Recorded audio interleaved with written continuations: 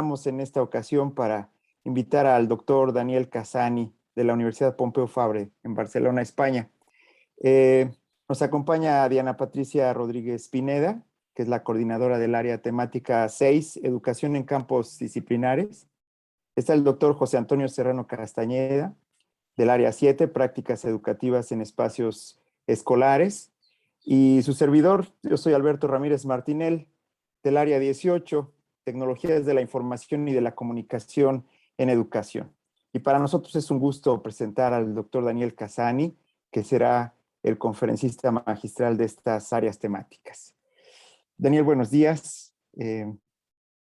Antes de darte la palabra, ya para que te explayes, quisiera presentarlo a la audiencia que ya nos está viendo en este momento.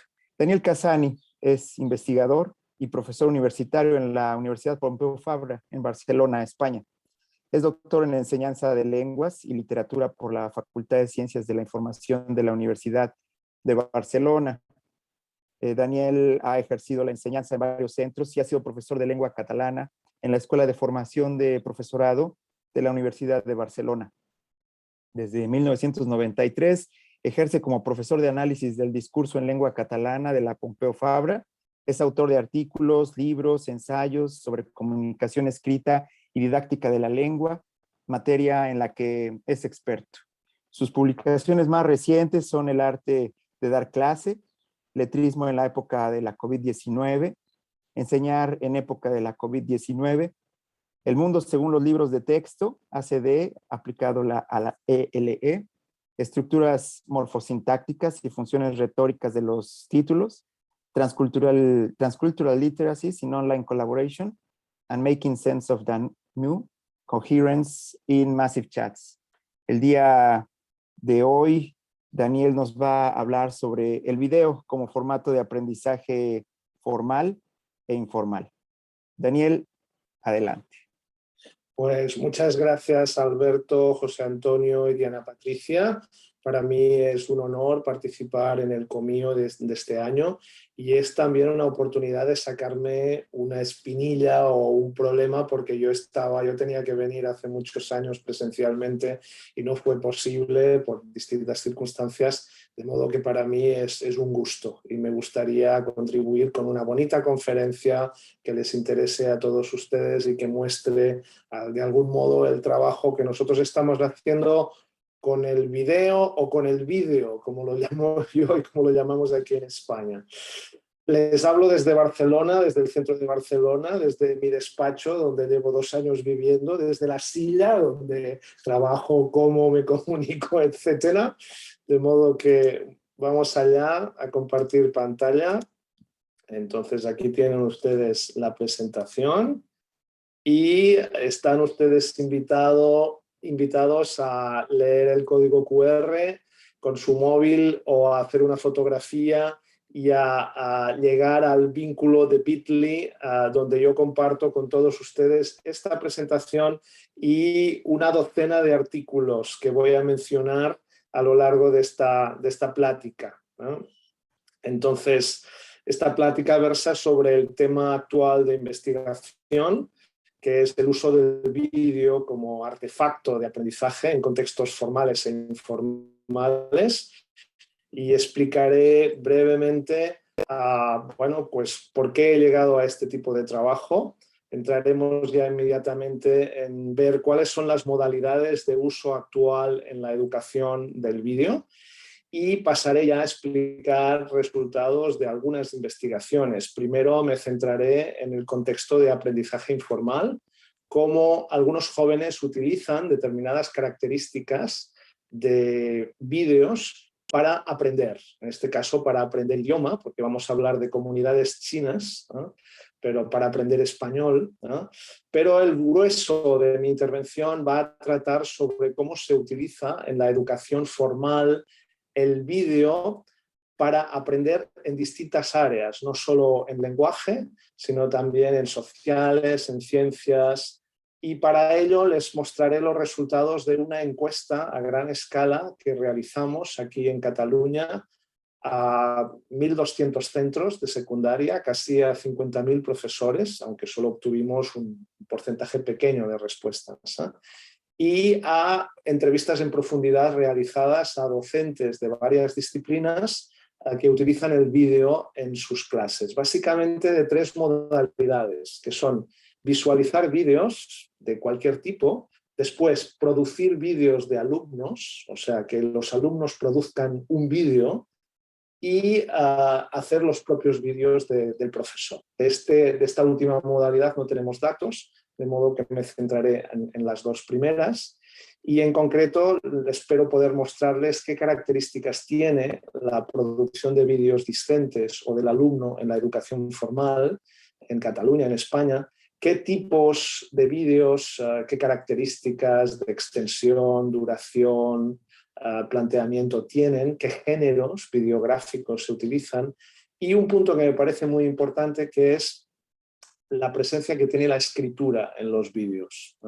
Acabaré con algunas reflexiones y, como les decía, en este vínculo en Bitly o en mi espacio en Drive, voy a compartir con ustedes la totalidad de los artículos que voy a citar, que son trabajos que ya están publicados en la mayoría de los casos. De modo que vamos allá. Este es el grupo de investigación con el que trabajo. Somos casi 25 personas, estudiantes de doctorado de distintos lugares del planeta. Verán ustedes que hay investigaciones de China, de Rusia, también de México, tenemos gente de todas partes, y esto también es consecuencia de que yo pueda presentarles, pues eso, una docena de artículos, ¿no? Porque no soy solo trabajando, sino que yo soy sencillamente el coordinador de un grupo más grande, ¿no? Aquí ven ustedes mis primeros proyectos de investigación, ya son pasados. Empezamos trabajando algo que ahora es todavía más importante que hace 15 años o 20, que es la literacidad crítica o la recepción crítica, que es este primer proyecto que ustedes tienen a la izquierda, ¿no?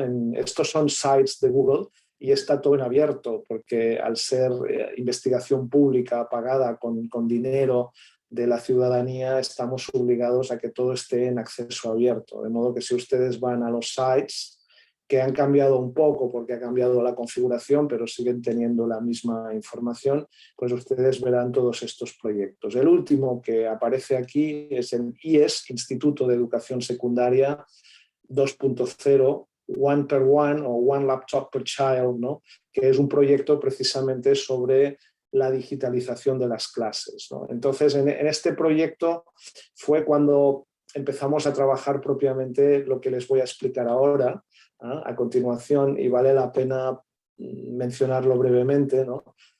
El objetivo era ver cómo cambiaban las prácticas educativas, especialmente la enseñanza de la lectura y la escritura, cuando las salas de clase se llenaban de ordenadores, cuando todos los profesores y los alumnos trabajaban con portátil. Pero lo que encontramos es que no cambiaban tanto. O sea, los docentes básicamente cambiaban la botella, pero seguían utilizando el mismo líquido, ¿no? El mismo vino, la misma agua, ¿no? En cambio, los que nos contaban cosas realmente originales, distintas y muy fascinantes eran los alumnos. Los alumnos te contaban lo que hacían, pero no dentro del aula, sino fuera del aula.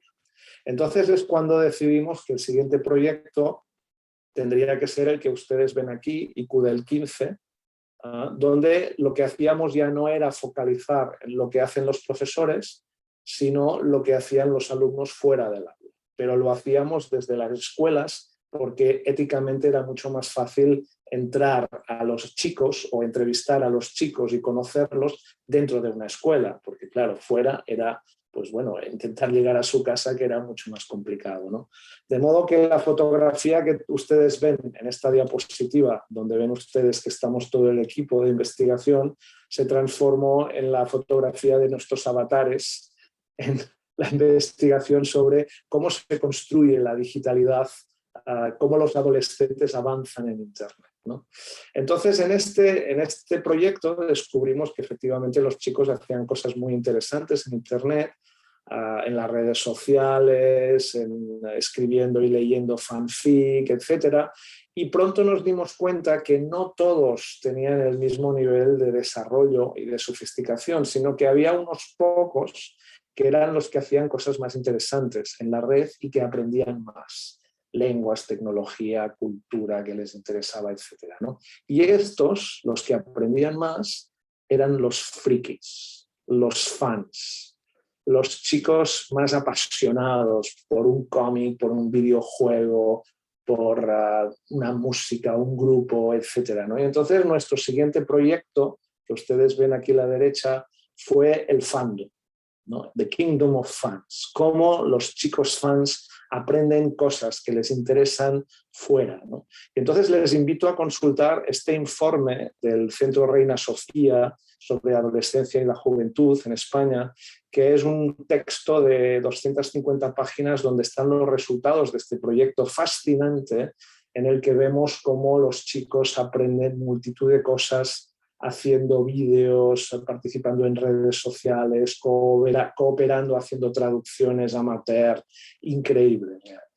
Y en este proyecto precisamente aprendimos otra cosa, que es que los fans más sofisticados, los que aprendían más, los que hacían más cosas más interesantes, son los que hacían vídeos, los que trabajaban con vídeo.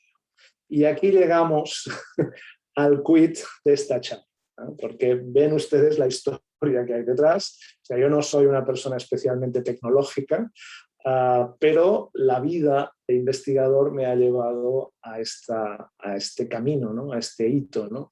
Y también me parece interesante pues, ver cómo poco a poco se va construyendo la investigación, y cómo de algún modo lo que has aprendido antes es lo que te permite poco a poco desarrollar esta nueva manera de trabajar, ¿no? Entonces este es el proyecto actual en el que lo que hacemos es centrarnos en el uso del vídeo dentro y fuera de las clases. Fuera de las clases es lo que hacen los chicos por su cuenta, dentro de las clases lo que ordena o gestiona el profesor desde el aula, aunque muchas veces los chicos trabajan fuera, ¿no?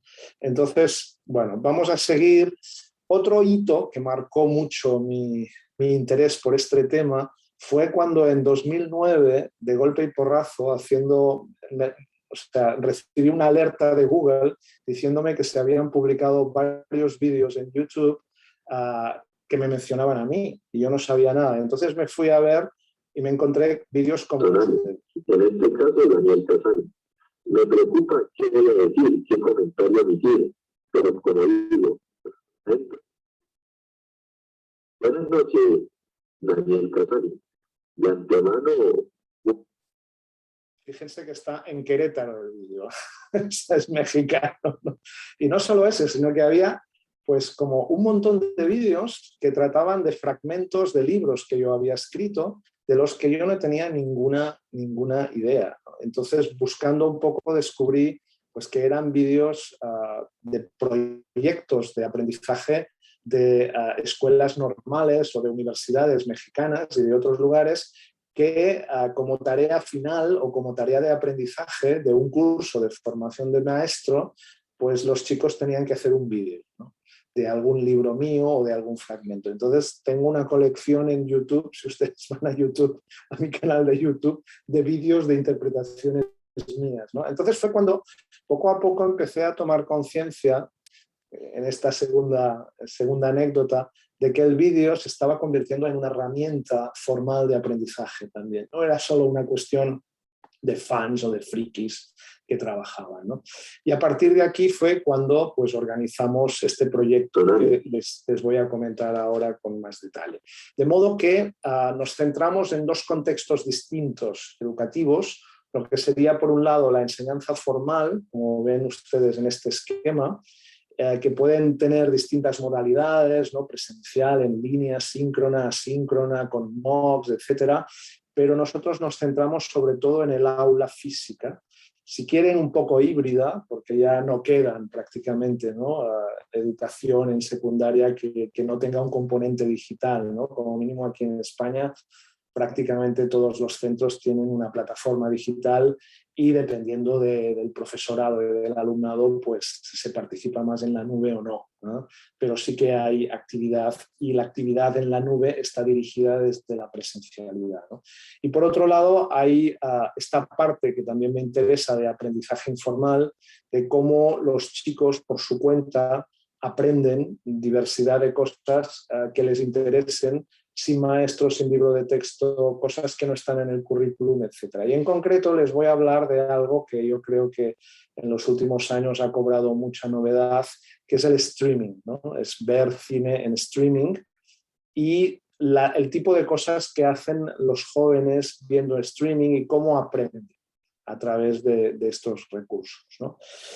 Aquí tienen ustedes alguna muestra de los papers que hemos publicado. Hay algunos muy divertidos. Yo los he puesto todos en la nube y ustedes los pueden leer, pero yo me he divertido mucho estos años, aparte de hacer buenos trabajos.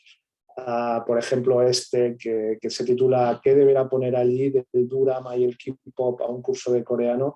Es el estudio de caso de una chica de 14, 15 años que decide aprender coreano porque se ha enamorado de las series románticas coreanas de drama que puede encontrar en internet. O sea, y aguanta 10 años aprendiendo coreano hasta que decide que ya no puede aprender más y necesita un profesor. Entonces se apunta a un profesor formal, ¿no? Entonces es un estudio interesante sobre este tipo de cuestiones. En concreto, como les decía al principio, hay 3 grandes modalidades, en mi opinión, de uso del vídeo en la educación para aprender, que son las que ustedes ven aquí. Hay una modalidad de visualizar vídeos, de la que les voy a hablar ahora, que no es solo visualizar una película en Netflix o seguir un canal de un youtuber, sino que es mucho más, porque hay pues reacciones a estos vídeos, a esta serie, hay la afiliación a un grupo de fans de esta película o de esta serie, hay el desarrollo de contenido secundario vinculado con este fanatismo. Entonces hay todo un conjunto de operaciones muy interesantes que utilizan los jóvenes para aprender por su cuenta y que yo creo que los docentes inteligentemente podemos adaptar, podemos importar para conseguir que dentro del aula desarrollemos cosas más cercanas a lo que hacen los chicos fuera del aula y puedan ellos pasárselo mejor y aburrirse menos dentro de las clases, ¿no? Finalmente tenemos la parte de producir vídeos, donde tenemos 2 patas, ¿no? Los vídeos de docentes.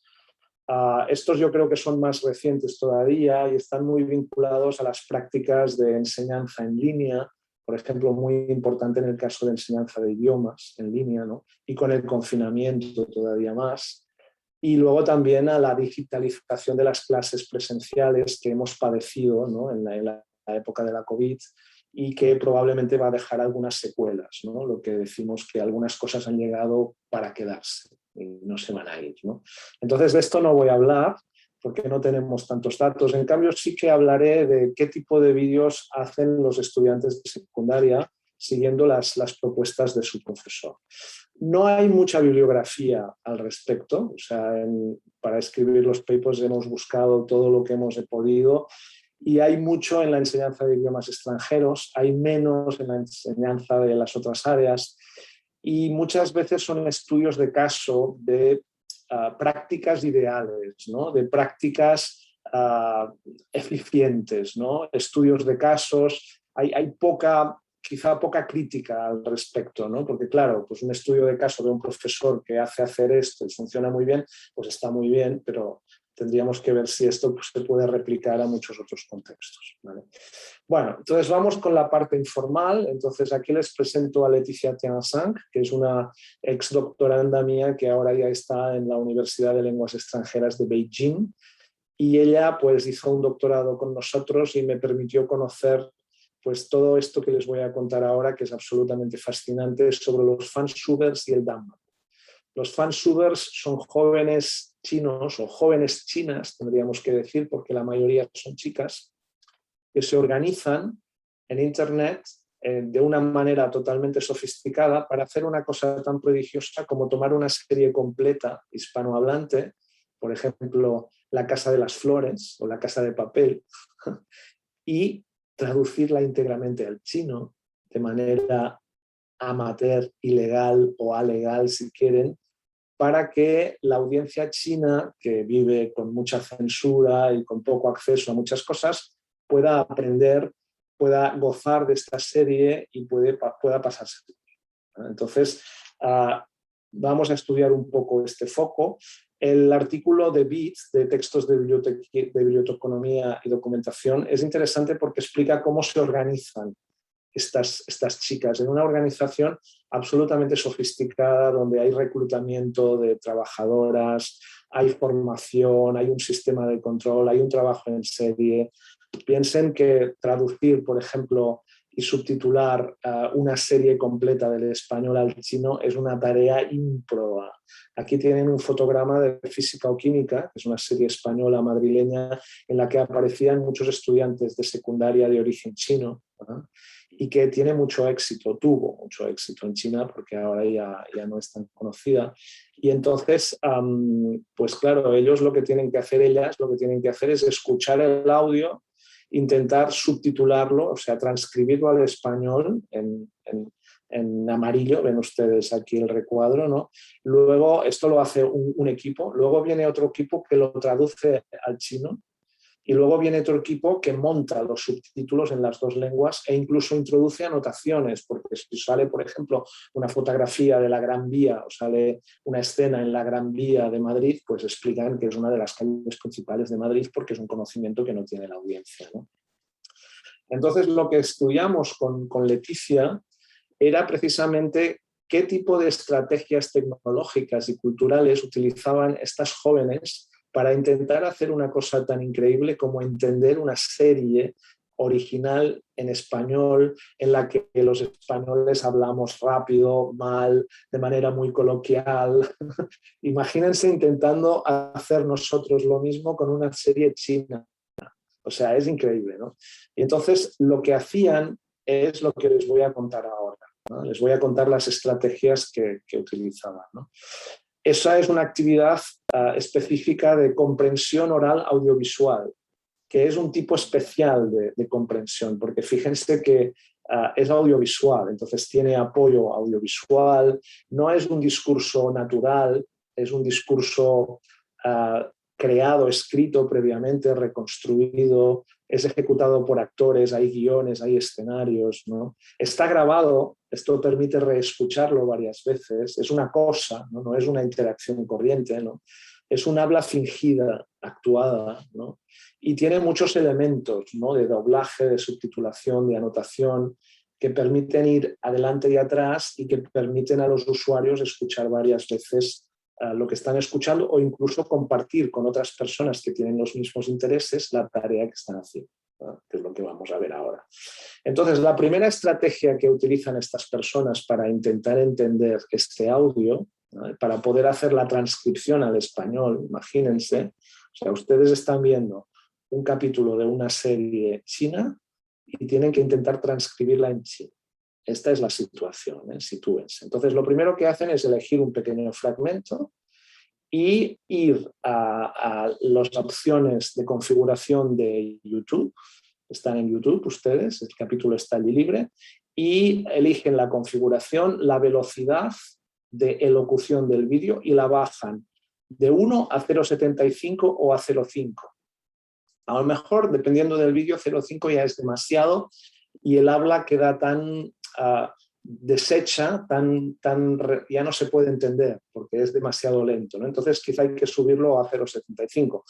Pero como los españoles hablamos muy rápido, entonces escucharlo un poco más lento les permite a ellas poder entender las palabras que no conocen o incluso las sílabas de las palabras que no conocen, ¿no? Con esto que han pillado, con esta palabra, con esta raíz o dos sílabas que han pillado de una palabra, luego se van, por ejemplo, a esta estrategia que es la autocompleción.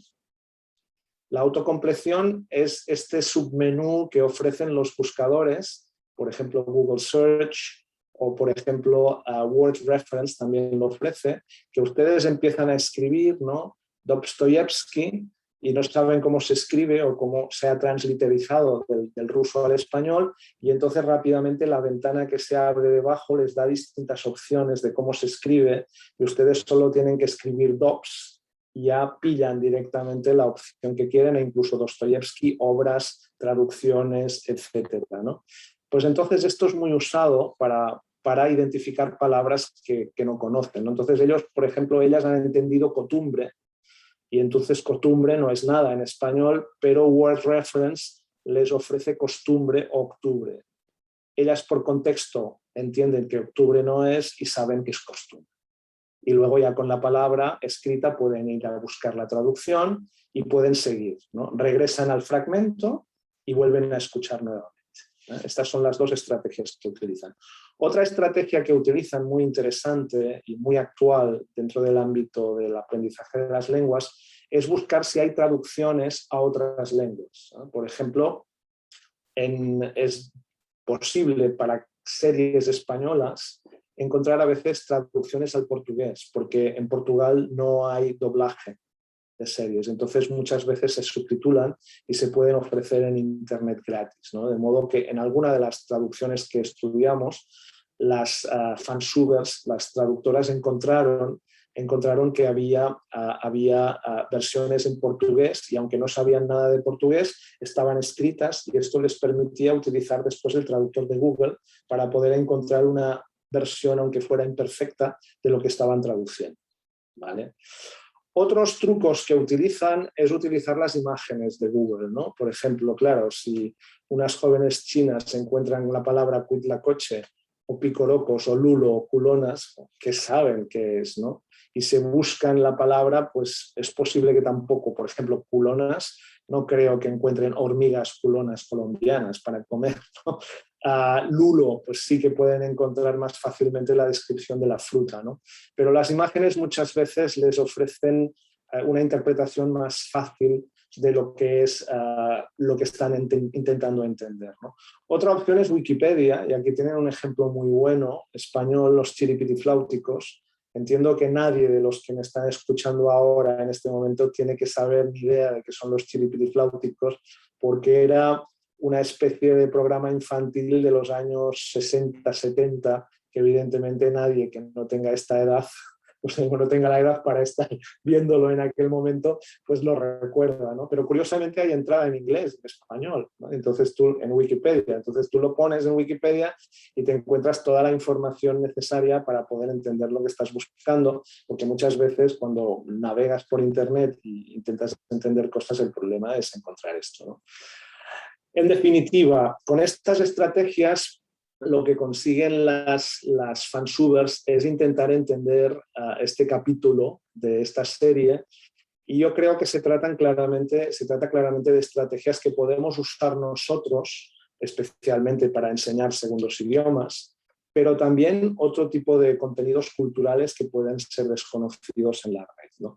La otra manera que utilizan las jóvenes chinas para aprender en línea no la voy a desarrollar porque quiero dedicarme a la clase formal, pero les voy a mostrar un ejemplo, y es lo que llamamos damaku. Damaku son unos comentarios que en China se pueden inscribir, se pueden insertar directamente en el vídeo en el momento en que tú estás viendo el vídeo, y en aquel momento o después otra persona te puede responder también sobre el mismo fotograma, ¿no?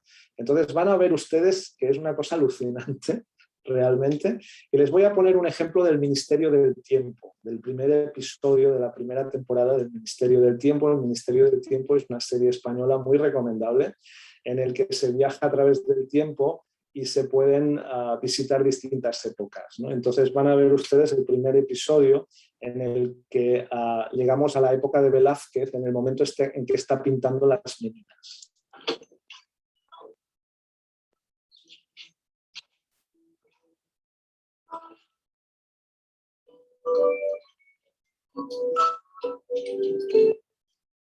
Ven ustedes estos mensajitos que van pasando de derecha a izquierda. Estos son damakus, que significa literalmente cortina de balas, ¿no?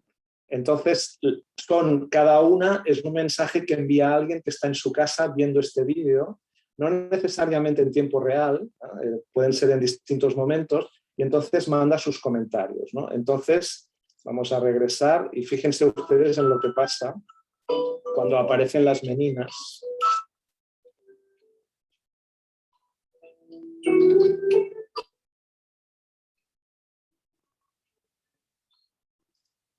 Uy, perdón.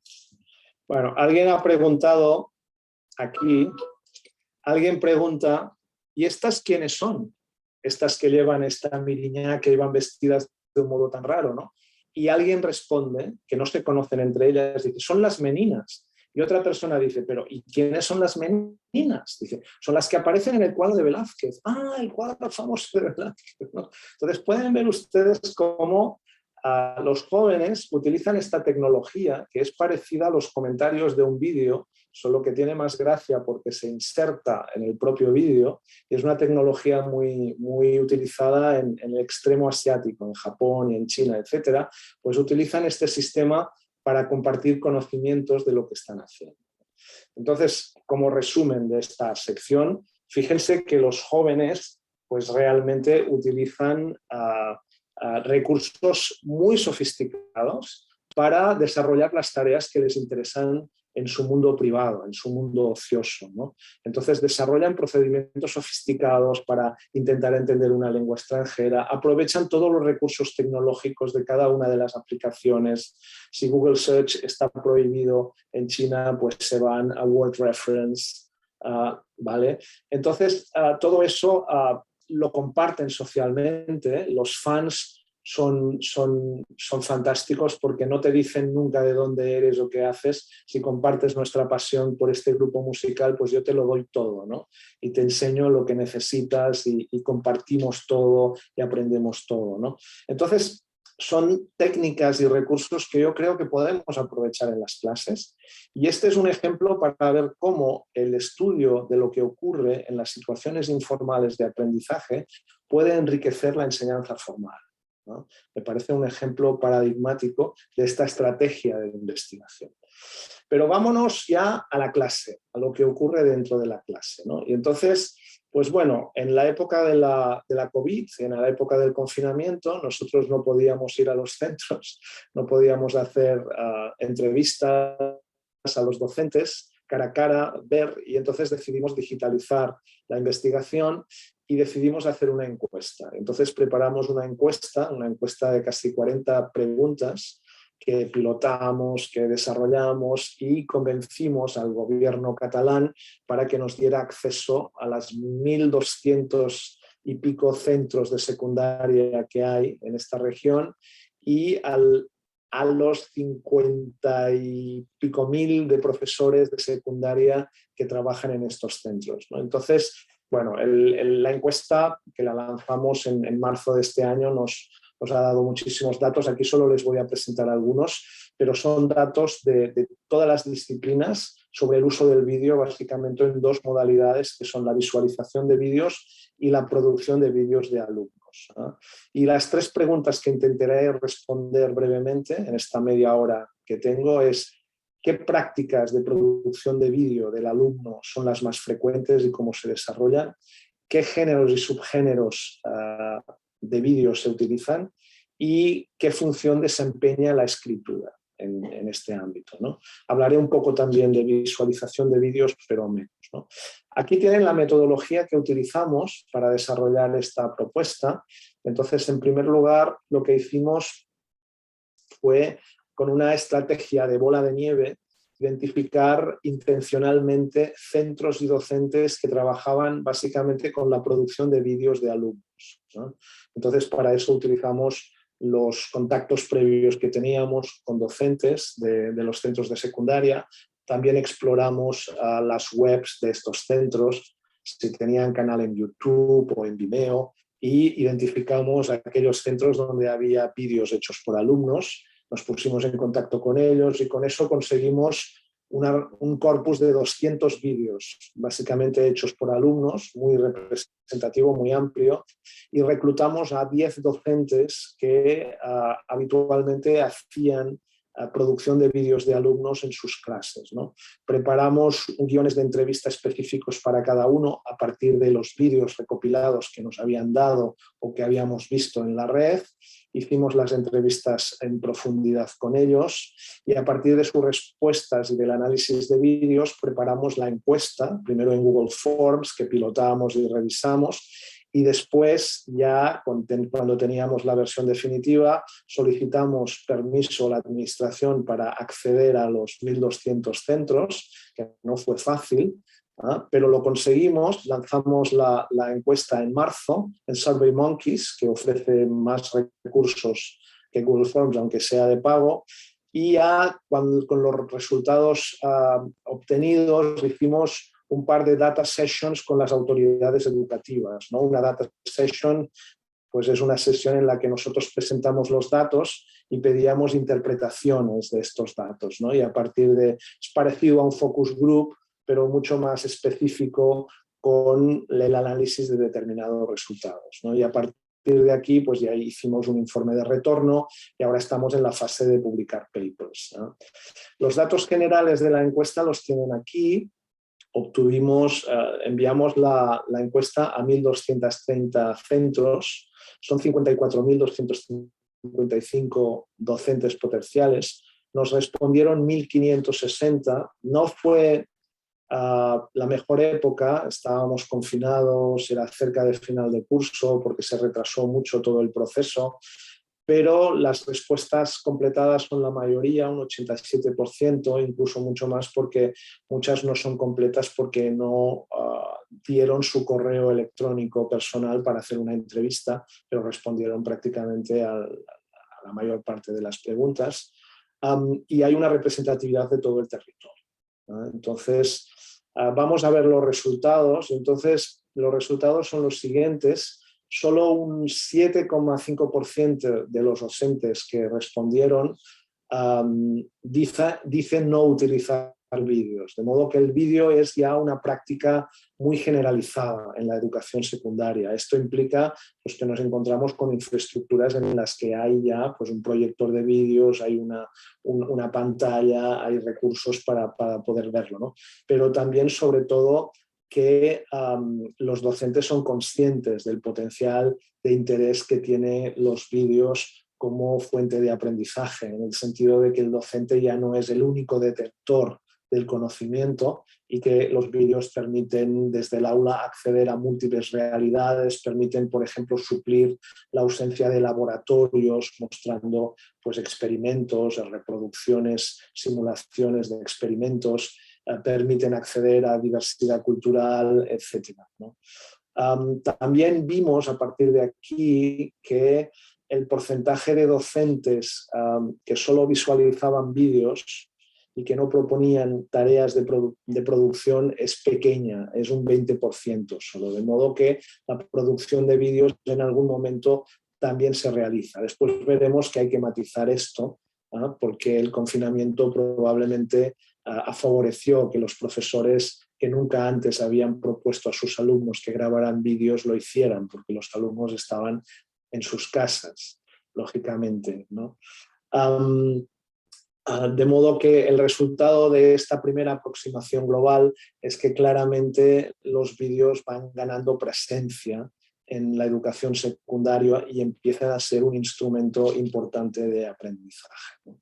Aquí ven ustedes algunos de los artículos que están en proceso de publicación. El de la izquierda no lo he podido incluir en el corpus de materiales porque está a punto de aparecer, pero todavía no ha aparecido, en la revista Signos de Chile, y el siguiente está en proceso de revisión y el otro está todavía elaborándose. Pero bueno, vamos más detalle y voy a aportar algunos datos sobre la visualización de vídeos, ¿no? Aquí ven pues, una foto de una escuela catalana donde los niños están visualizando, en este caso, unos dibujos animados. Entonces, ¿con qué frecuencia visualizas vídeos? Pues la frecuencia de visualización se mide por trimestre, mes o semana. O sea, no se mide por sesión, por clase, ¿no? No se mide por curso tampoco, que son las modalidades, ¿no? Esto ya nos da una idea de con qué frecuencia en las distintas áreas se ven vídeos, ¿no? a nosotros nos parece bastante alta, ¿no? De modo que entendemos que es una práctica ya bastante sistematizada, la visualización de vídeos, ¿no?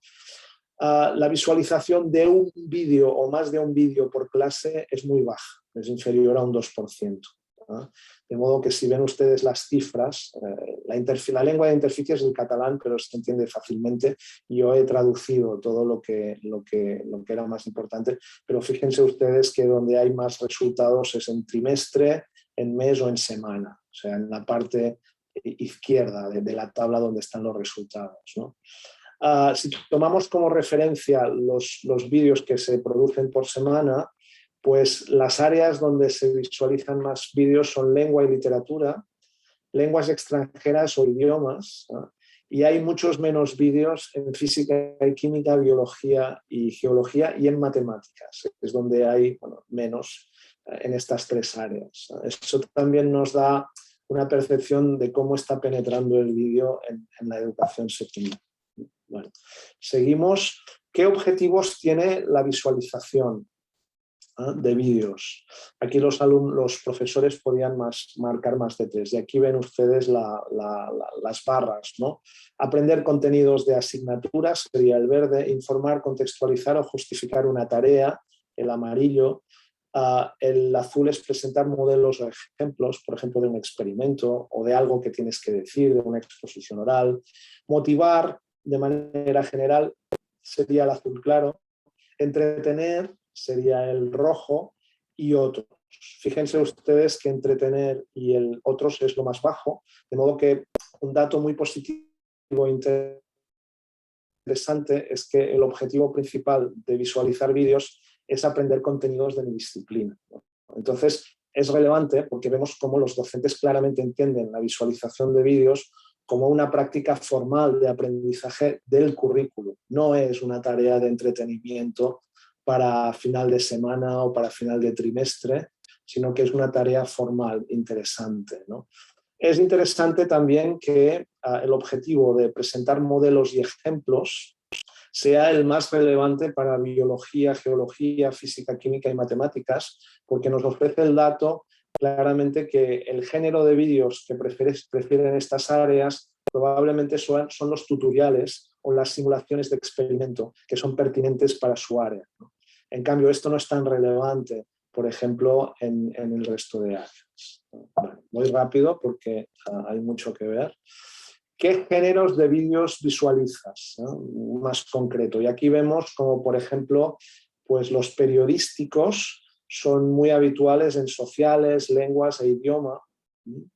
En cambio, las grabaciones científicas son los principales en física, química, biología y matemáticas. El cine tiene mucha presencia en sociales, lenguas y literatura e idiomas, pero no en el resto, ¿no? Los tutoriales son muy habituales en matemáticas, ¿no? Las exposiciones, charlas y debates tienen bajos índices, lo cual es interesante porque nos muestra que el docente ya entiende que ver vídeos no es para ver otro busto parlante como el profesor, sino que interesan para ver otro tipo de prácticas y de contenidos, ¿no?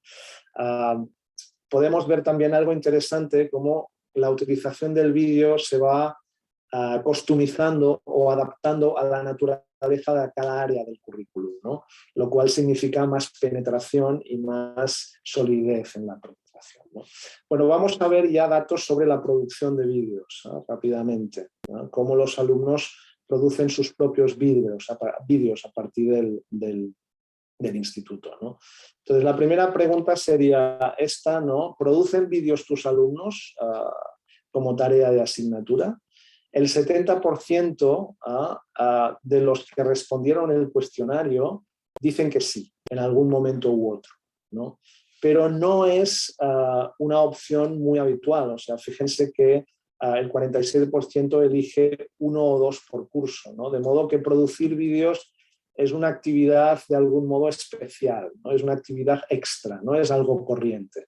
Sí que hay algunos, después lo veremos, hay algunos profesores que llegan a producir 10 vídeos en un curso, lo cual sugiere que hay un pequeño grupo de profesores que sí que pueden organizar toda su práctica dándole a la producción de vídeos del alumno una importancia relevante o incluso quizá un eje central, pero es una minoría muy pequeña, ¿no? Muy pequeña. Un entrevistado nos dijo que el vídeo, en azul lo pueden ver en la transparencia, el vídeo como recurso comunicativo para los alumnos, para ver documentales, películas, etcétera, creo que lo utiliza la mayoría. Que los alumnos hagan vídeos ya es una cosa más rara, es una cosa más excepcional, ¿no? Bueno, vamos a seguir. Esta es una pregunta centrada ya en las áreas, entonces pueden ver ustedes, a veces tantos datos apabullan un poco, ¿no? Pero podemos ver algo que hemos comentado ya, que es que las áreas que producen más vídeos son las de lengua y literatura e idiomas, que rondan habitualmente el 20% de la gente que en algún momento produce un vídeo, ¿no?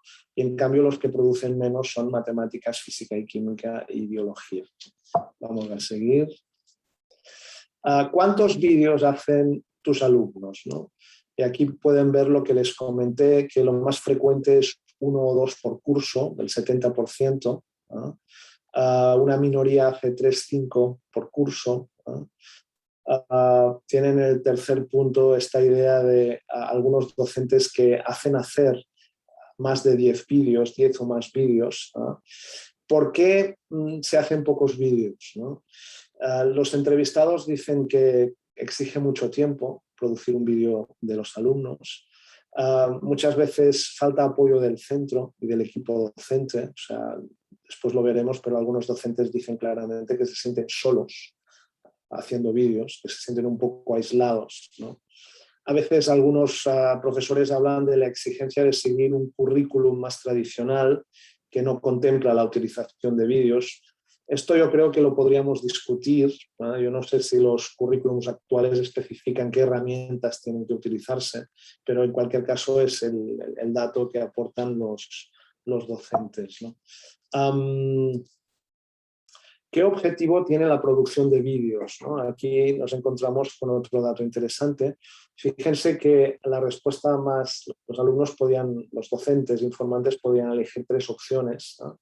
Entonces, fíjense que lo más elegido es trabajar las competencias y contenidos de tu materia en verde, ¿no? De modo que los docentes entienden que el uso del vídeo es específico de mi área, ¿no? Con variaciones dentro de las áreas, pero no es un recurso interdisciplinario o vinculado con el centro. También es interesante que solo un 23% diga que utilizan el vídeo para evaluar la asignatura, porque nos indica que el vídeo se utiliza sobre todo para aprender, ¿no? Es una actividad para aprender, ¿no? También, bueno, tienen cierta relevancia fomentar la creatividad y motivar al alumno con porcentajes que están alrededor del 50%, lo cual confirma esta idea que ya mencioné, que la producción de vídeos sigue siendo algo especial en secundaria, ¿no? Hay algunas pequeñas variaciones con la investigación previa que hemos consultado. Yo creo que este es un tema que ha cambiado mucho en los últimos años por la introducción de tecnología en la educación y también porque el confinamiento claramente ha supuesto un salto muy alto, ¿no? Pero la investigación previa que ustedes pueden consultar en la bibliografía final y que también está citada aquí en el último punto, pues aporta datos menos específicos de la disciplina y no tan optimistas como las que estamos presentando ahora. Diciendo que la producción de vídeos ayuda mucho en el trabajo cooperativo, la creatividad, la alfabetización mediática o la participación cívica, pero no necesariamente en los contenidos curriculares de las áreas de cada docente, ¿no? De modo que aquí podemos estar viviendo en estos momentos un cambio relevante, ¿no? Precisamente sobre la cooperación encontramos un dato muy relevante, que es que la producción de vídeos claramente favorece el trabajo en grupo. Fíjense que pese a que la opción más elegida es hacer vídeos tanto individualmente como en grupo, las opciones más en grupo y solo en grupo superan a las equivalentes de más individualmente y solo individualmente. Y este es un dato que coincide con la investigación previa, ¿no? De modo que hacer un vídeo es una actividad tan compleja que a menudo exige la cooperación entre varios alumnos y eso significa una práctica que centra la actividad en el alumno, que le da más autonomía, que le permite aportar lo que ha aprendido fuera de la escuela o previamente y compartirlo con sus compañeros, de modo que es una práctica que tiene beneficios indirectos muy interesantes para la educación, ¿no? Vamos a ver algo sobre géneros y tipos de vídeos rápidamente.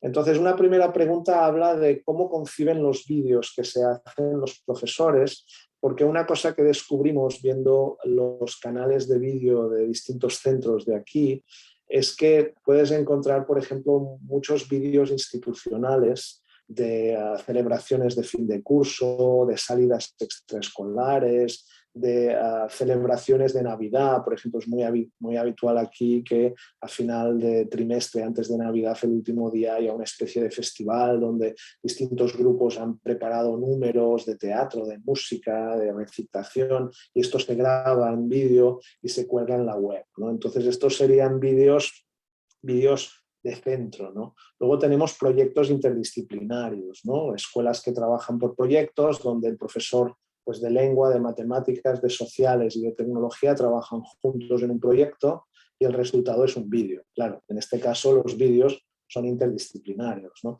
Pero el dato interesante es que fíjense el color verde de prácticamente todas las áreas, que muestra que la mayor parte de la producción de vídeos es de tipo disciplinario, de la asignatura, ¿no? Lo cual refuerza la idea que cada vez se utiliza más como práctica de aprendizaje, ¿no? Aquí ven ustedes el tipo de géneros que se utilizan. Aquí nos encontramos con datos no tan positivos, porque si ustedes se fijan, las dos barras más extensas son exposiciones orales con diapositivas y respuestas orales y trabajos ante la cámara, ¿no? Que es esta idea de el profesor me pide algo, entonces yo pongo la cámara, me grabo haciendo la respuesta y se la envío, ¿no? O la cuelgo en algún repositorio, en Flipgrid, por ejemplo, etcétera, ¿no? Claro, esto nos muestra que los vídeos más usados son vídeos de verbalización de contenidos, ¿no? O sea, es sustituir el papel en el que escribía el alumno por un vídeo. Bueno, es un cambio, ¿no? Es un cambio tecnológico, hay multimodalidad, hay lengua oral, pero realmente no cambia mucho más la concepción de la enseñanza-aprendizaje, ¿no? Entonces, bueno, aquí podemos ver un poco que esta penetración tan interesante del vídeo como herramienta de aprendizaje, pues no siempre se traduce en un tipo de vídeos que aprovechan la multimodalidad y los potenciales que tiene este medio, ¿no? En el fondo nosotros encontramos dos grandes grupos de vídeos, analizando las respuestas de la encuesta y también el corpus obtenido, ¿no? Entonces habría un grupo importante de vídeos que enfocan o se centran en el discurso verbal, y son vídeos que pueden ser, por ejemplo, grabaciones de pantalla tipo gameplay, en los que el juego tendría la imagen tendría más importancia, o tutoriales. Pero fíjense que básicamente es la grabación de apoyo de la pantalla y el discurso oral del jugador o del alumno que responde, ¿no? Y por otro lado nos encontramos ya un tipo de producto audiovisual más sofisticado, cortometrajes, animaciones, periodismo, noticias, trailers, reseñas, que también tienen un discurso oral grabado por el alumno, pero incorporan imágenes de distinto tipo, con muchas técnicas distintas, ¿no? Pero que son ya más sofisticados, más extensos, suelen ser cooperativos, implican un guión previo, que en el caso de los vídeos de la izquierda es más extraño, ¿no? De modo que ya sería una utilización mucho más sofisticada del vídeo, ¿no?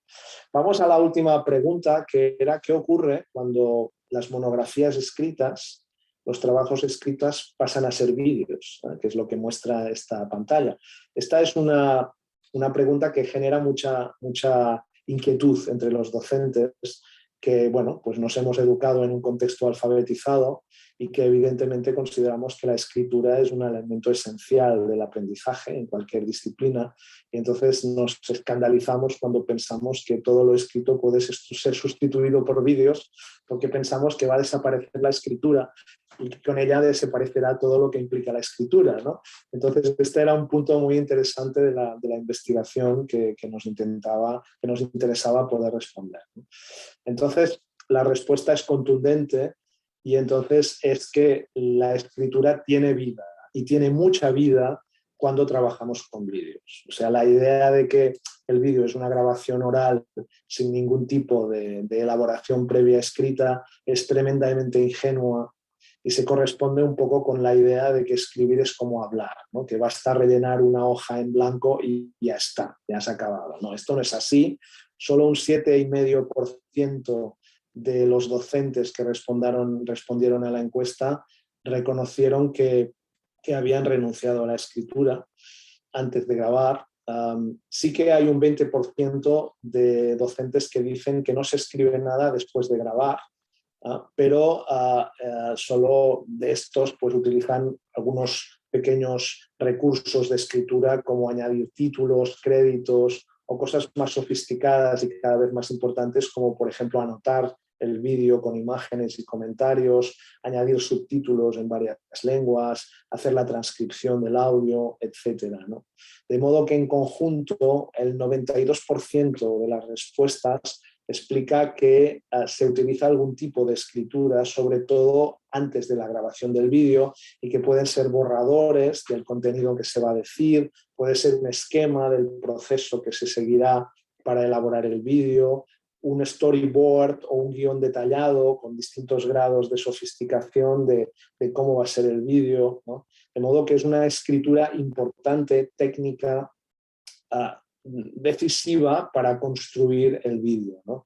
De modo que lo que se escribe no es solo lo que se dice en el vídeo después, que además es una forma específica de escribir, pues, porque es escribir para decir, para ser escuchado, ¿no? Es una forma más difícil de escritura que la escritura para ser leído, ¿no? Sino que también hay mucha escritura para diseñar un vídeo, para planificarlo, para organizarse, para distribuir la tarea entre los alumnos. O sea, es una escritura muy interesante y muy alejada de la copia o la simple transcripción que muchas veces, muchas clases tienen en las que el profesor habla y el alumno toma notas, ¿no? Entonces, desde este punto de vista, yo creo que la inclusión del vídeo es un avance relevante, ¿no? Aquí vienen ustedes una muestra, un ejemplo de un storyboard de un vídeo elaborado por alumnos a partir de lo que aprendieron en secundaria, ¿no? Pueden ver que es una escritura muy sofisticada, muy parecida a lo que sería pues, un storyboard profesional, un storyboard que saben que es como una especie de especificación plano por plano de lo que se va a hacer en el vídeo. Entonces aquí se utilizan conceptos muy técnicos de imagen, audio, tiempo, tipo de plano, secuencia, punto de vista, cámara, efectos, que exigen pues, un dominio importante de la técnica del vídeo, pero también del lenguaje que se utiliza, ¿no?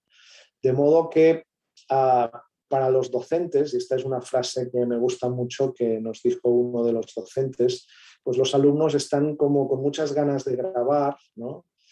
Pero los docentes tienen que trabajar precisamente lo contrario, ¿no? Entonces los alumnos, el profesor dice, no les dejamos de empezar a filmar si previamente no les damos el ok con el guión, porque para ellos es una gran tentación coger la cámara y filmar y ya veré, ¿no?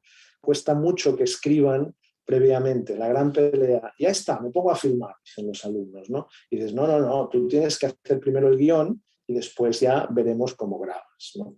Y aquí podemos ver un núcleo importante de lo que es el trabajo que tiene que hacer el docente para fomentar una buena elaboración del vídeo. Bueno, acabo ya con un pequeño resumen. Creo que en conjunto, muy brevemente, he mostrado que la visualización de vídeos es una práctica muy asentada en la educación secundaria en Cataluña. Hay un avance muy importante con relación a otros datos que teníamos de estudios previos. Probablemente el confinamiento ha ayudado, la diseminación de la tecnología, el hecho que todos en la comunidad nos hemos familiarizado con estos recursos, ¿no? Y la visualización es ya casi una práctica ordinaria, o sea, una práctica corriente, con propósitos definidos y objetivos curriculares, ¿no? La producción de vídeos también ha entrado en secundaria, también está presente con muchos docentes y en muchas áreas, pero no es sistemática, es algo mucho más puntual, ¿no? La mayoría de los informantes promueve o anima a hacer 1 o 2 vídeos por curso. más o menos con distintas formas de evaluación, de eso no me he hablado por falta de tiempo. Son vídeos cortos, de menos de 3 minutos, porque exigen menos dificultad. Muchos, y esto sería una crítica, son solo pues, el soporte de un discurso verbal en el que el alumno muestra que ha aprendido, que sabe decir un determinado contenido de la disciplina, ¿no? Pero bueno, vamos avanzando, ¿no? También es muy interesante el uso de la escritura, como acabo de explicar, con funciones de planificación y distribución, que le da otro sentido a la práctica de la escritura. El hecho de que la producción de vídeos sea más cooperativa que individualista y de algún modo, pues bueno, nuestros datos avanzan en lo que habíamos encontrado previamente. Para acabar, algunas recomendaciones a los docentes. Para los que estén escuchándonos o puedan hacerlo en el futuro y quieran utilizar el vídeo, la idea sería no usar el vídeo simplemente como la sustitución del papel. O sea, los vídeos tendrían que ser un contexto nuevo para que el alumno encuentre una audiencia auténtica. O sea, publicar los vídeos para todos los compañeros de clase, para todo el centro, para los familiares, para mis amigos, para todo el mundo, en una plataforma abierta, ¿no? Esto da un sentido totalmente diferente a la producción de contenido, es mucho más motivante para el alumno y yo creo que puede generar mucho más aprendizaje y unas dinámicas pedagógicas muy interesantes, ¿no? El vídeo también se ha diversificado, encontramos diversidad de géneros que permiten adaptarse a cada asignatura, lo cual constituye también claramente un índice de avance, ¿no? Conviene empezar a utilizar la escritura no solo como artefacto final de comunicación, sino como un instrumento de elaboración del contenido, como estoy haciendo yo ahora, ¿no? Que les estoy hablando a ustedes, pero yo he estado escribiendo y trabajando previamente para poder ser fluido a la hora de hablar, ¿no? La cooperación entre alumnos favorece la producción al facilitar, elaborar alumnos vídeos más sofisticados. También son interesantes los proyectos interdisciplinarios que acostumbran a dar vídeos más complejos, ¿no? Y una cosa de la que no he podido hablar son las dificultades que encuentran los docentes, entre las que están pues, la falta de formación, la falta de equipos técnicos, por supuesto, pero también otra cosa que es más original o menos conocida, que es ser consciente de las cuestiones éticas. O sea, hacer vídeos de alumnos significa grabar menores. Esto exige tener permisos de padres y madres, exige tener conocimiento al respecto en la comunidad educativa. No es un impedimento, pero es un elemento importante que hay que considerar para que la práctica sea feliz, ¿no? Y finalmente las instituciones tendrían que apoyar a las personas que deciden trabajar haciendo vídeos, los docentes, para que no se sientan tan solos, dándoles estímulos, facilitándoles plataformas para publicar, etc. Aquí tienen la bibliografía que podrán consultar y muchas gracias. Muchas gracias en mi lengua indígena para todos ustedes. Daniel, muchas gracias. Ahí está el QR para que le tomen una fotito y lo dejamos un instante. Siempre es un gusto escucharte y bueno, pues en el chat más o menos 280 personas han visto la conferencia en vivo y te mandan saludos desde Matehuala, San Luis Potosí, de Veracruz, de Iguala Guerrero, Querétaro, Puebla, Toluca, Sultepec, Hermosillo, desde Ciudad de México, la UNAM. Y bueno, pues ahora vamos a pasar a una intervención breve de 5 minutos de la doctora Diana Patricia y después del doctor José Antonio. Adelante, colegas. Alberto, muchísimas gracias. Y pues Daniel, agradecerte esta hora que queda insuficiente para todo lo que nos has compartido. La verdad ha sido una delicia escucharte. Como que muchas ideas venían a la mente, muchos pendientes que nos quedan. Quiero comentarte 3 cosas. Lo primero, me quedé con el último punto donde decías que hacer el guión, porque lo pensé que en la investigación educativa a veces nos pasa eso incluso con los tesistas, ¿no? Queremos hacer, pero la pregunta es un poco ¿para qué? Entonces, es escribir el guión. Creo que es bien interesante y bien importante este mensaje que nos dejas. Lo segundo, bueno, en educación en campos disciplinares, que es el área que tengo el placer de coordinar en el COMIE, venimos trabajando efectivamente con una línea que es el papel de las tecnologías en los procesos educativos en los campos disciplinares. Yo ahí me quedo con una duda y cuando planteabas todo esto en ciencias sociales, por ejemplo, yo decía, no sé si allí estará encubierto, por ejemplo, lo que pasa con la educación artística o con la educación física. Si bien presentaste cuestiones de ciencias naturales, que por ejemplo es mi área, efectivamente a veces se hacen actividades de laboratorio, simulaciones, videos que pueden ayudar en la enseñanza y a veces en el aprendizaje menos, porque pues se tiene miedo de que tal vez los chicos hagan alguna cosa que pueda ser peligrosa para ellos, por decirlo de alguna manera, ¿no? Pero me queda en la duda, ¿qué pasa con estas otras áreas, ¿no? Y también si además del video, como este recurso tecnológico, has indagado o explorado con otros recursos, ¿no? Y lo último que quisiera preguntarte de una vez para no extenderme, porque yo sé que hay muchas preguntas en el chat que son probablemente valiosas, es si conoces o tienes otras experiencias en preescolar o primaria, porque en los saberes disciplinares a veces mucho se va hacia la secundaria o lo media superior, que sería en el caso de México. En otros países, pues bueno, es todo lo que es el bachillerato. Pero no sé si hubiese algunas experiencias porque también está como este miedo, ¿no?, de los docentes de utilizar en el aula de clase algún tipo de tecnología. El video creo que es el que menos, ¿no?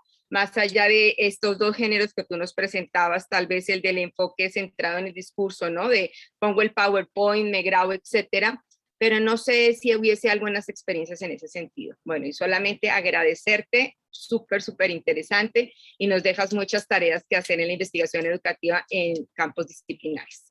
Aquí lo dejo. Muy bien. Gracias. ¿Respondo yo, Alberto? Sí. Si te parece, Daniel, adelante. Sí, sí. Bueno, a ver, la verdad es que no tenemos muchos datos específicos por áreas curriculares, ¿vale?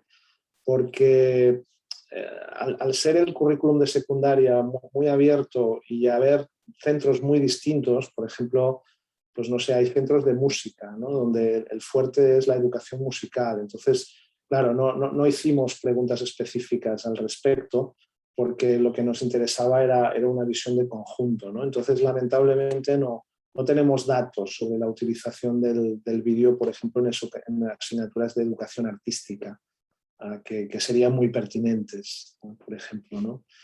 Tampoco tenemos datos sobre otras áreas, sobre otros niveles, perdón, sobre infantil o sobre preescolar. No tenemos datos de esta magnitud, claro, o sea, tener 1.500 respuestas de población real, esto es un corpus muy sólido de datos, ¿no? Entonces, pero bueno, el camino está hecho, entonces la encuesta está preparada y quien se anime en México a poder hacer algo parecido, pues es trabajo, pero no es tan complicado, es montar la encuesta y enviarla, ¿no?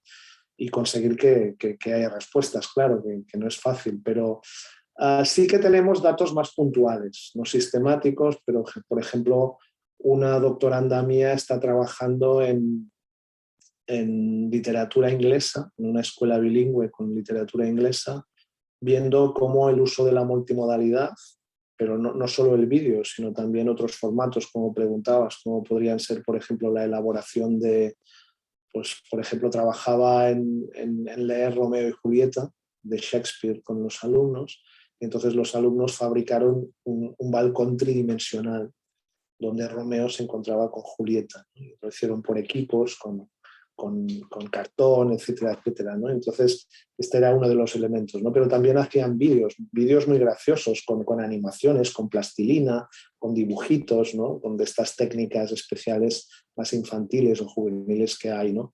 Y los resultados son muy buenos, pero claro, es una escuela, es una escuela privada, una escuela bilingüe, una escuela de élite, ¿no? Entonces, que es un problema de la educación, ¿no? Que siempre cuando encontramos buenas prácticas, claro, son las prácticas maravillosas, no están al alcance del mundo mundial o de la población general, ¿no?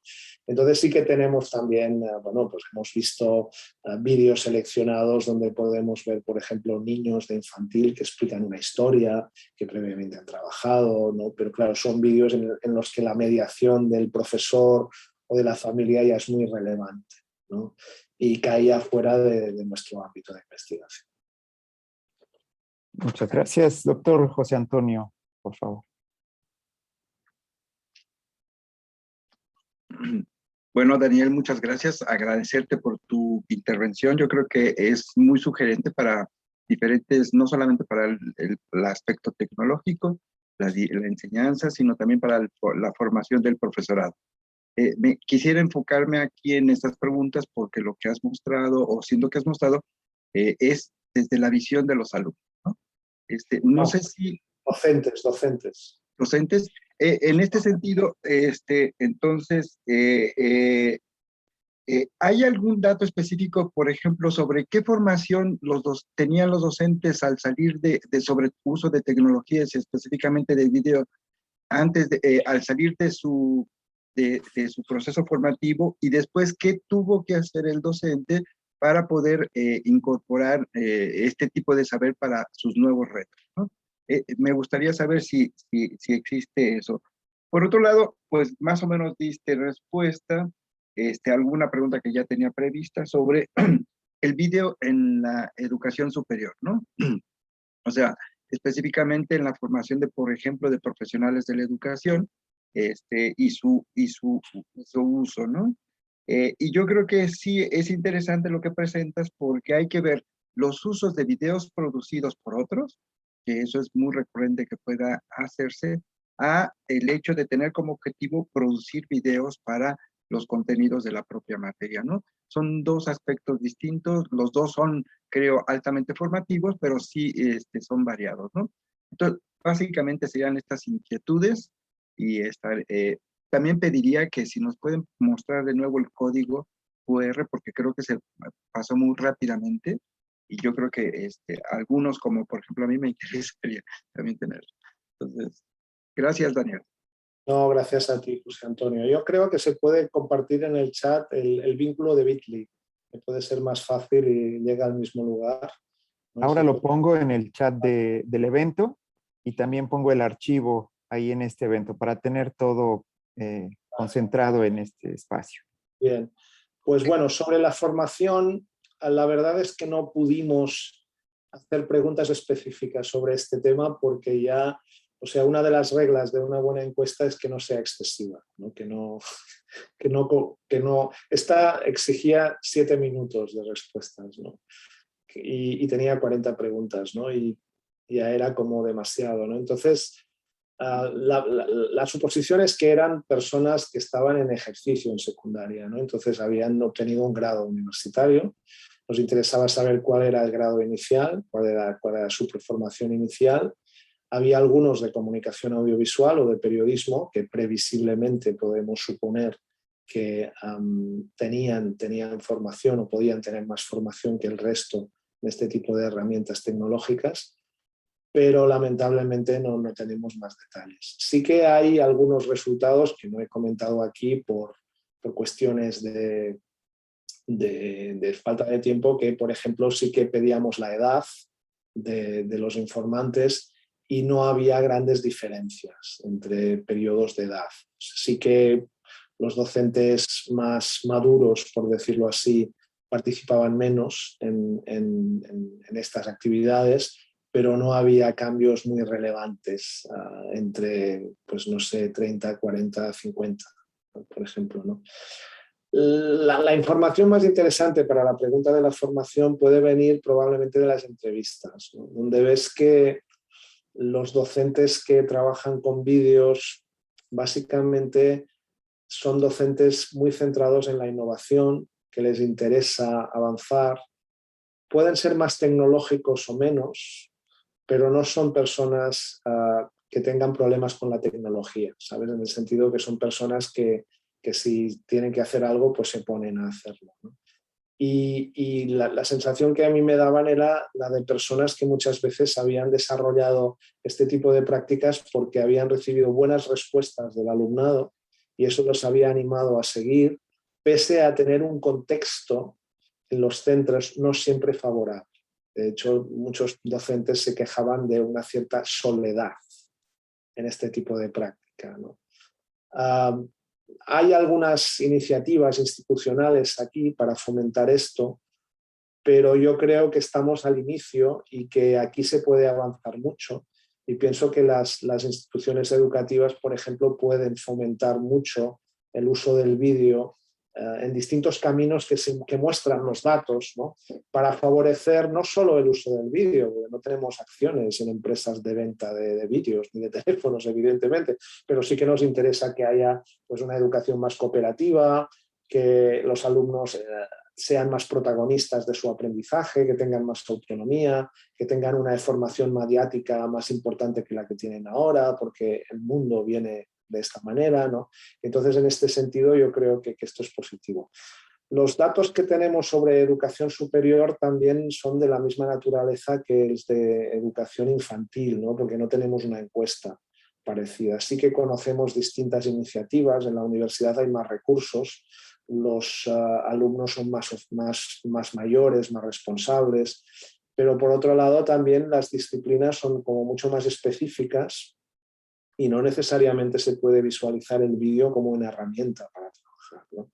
Entonces probablemente aquí habría diferencias importantes entre áreas, aparte que las áreas ya son muy diversas, ¿no? Porque claro, o sea, si podemos hablar de una sola área de física y química, pues claro, ya cuando entramos en el mundo de las licenciaturas o de los grados universitarios ya tendríamos que hablar de bioquímica, de medicina, de química, de etcétera, etcétera, ¿no? Entonces puede ser más complicado.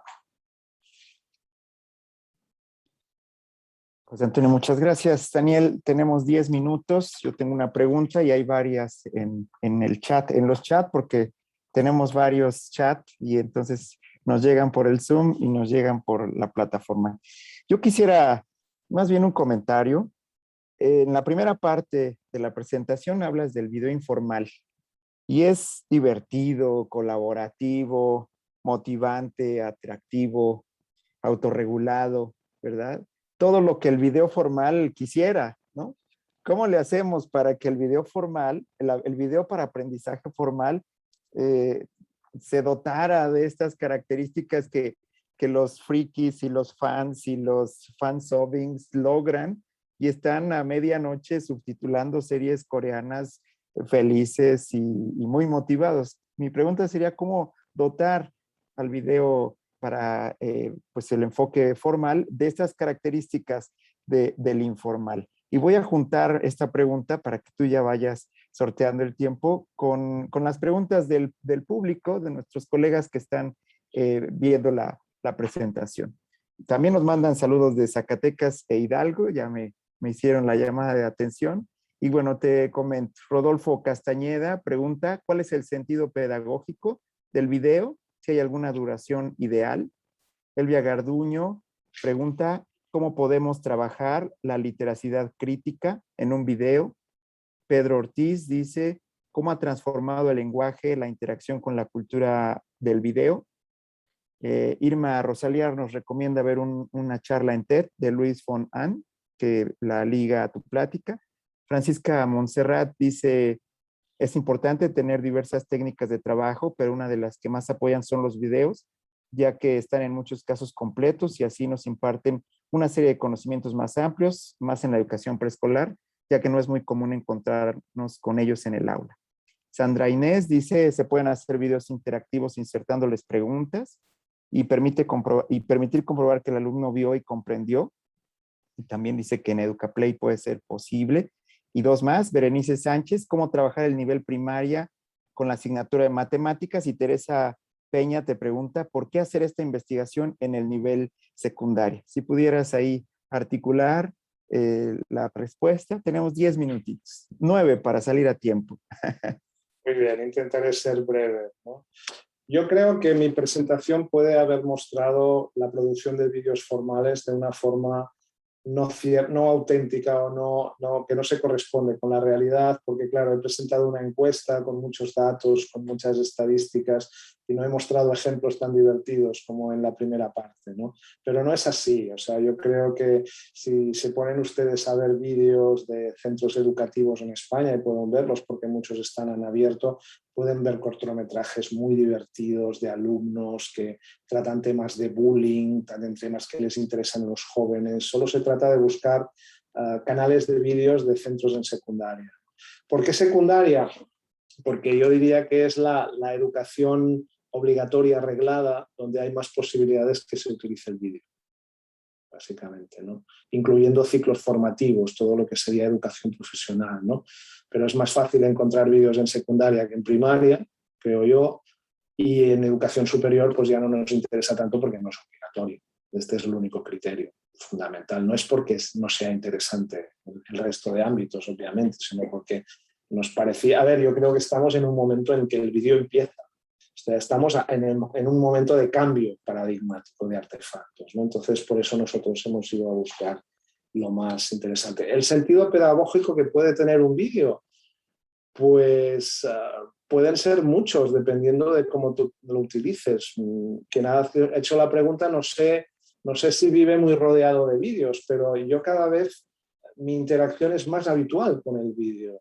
O sea, veo tutoriales, veo vídeos informativos, veo películas, hago vídeos para mis estudiantes, entonces el vídeo poco a poco se va constituyendo como un artefacto fundamental, ¿no? En la medida en que se han diseminado las técnicas para utilizar el vídeo, ¿no? Entonces el sentido pedagógico puede ser, pues, por ejemplo, aprender haciendo vídeos, aprender un determinado contenido, documentarse sobre un contenido, ver un tutorial para resolver una tarea, para hacer un experimento, explicar a los alumnos de 2 años atrás o a los alumnos que vendrán después de ti en esta misma clase cómo se hace un determinado experimento, cómo se puede utilizar un determinado recurso de geolocalización, por ejemplo, para sociales, de modo que las finalidades son inmensas y diversas, ¿no?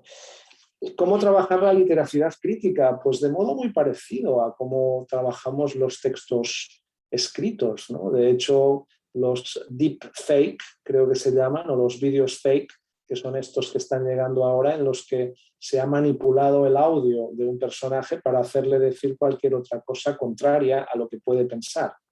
Y lo hemos visto, ¿no? Con un caso de Barack Obama y de otros políticos ilustres, ¿no? Entonces yo creo que es el siguiente paso de la lucha contra la desinformación y las noticias falsas o las fakes, ¿no?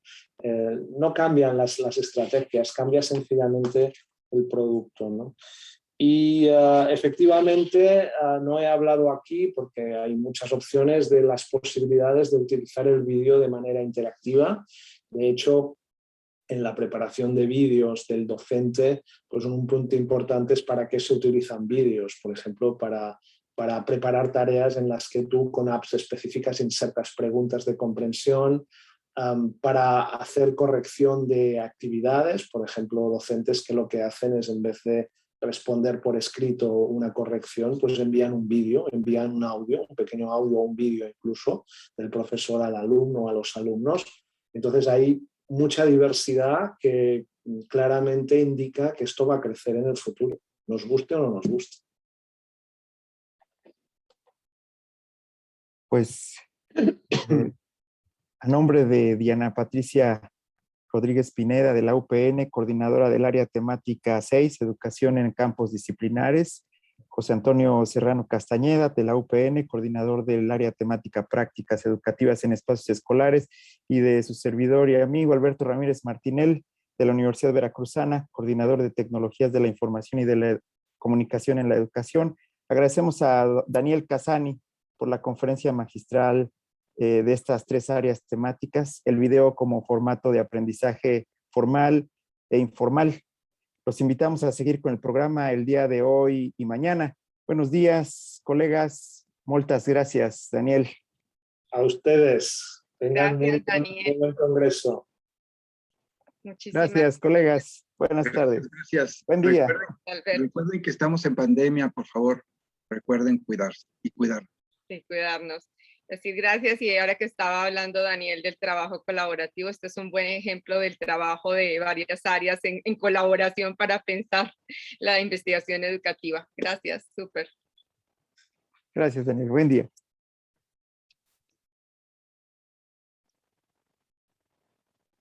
¿Ya? A ti, Muy muchas bien, gracias. ya.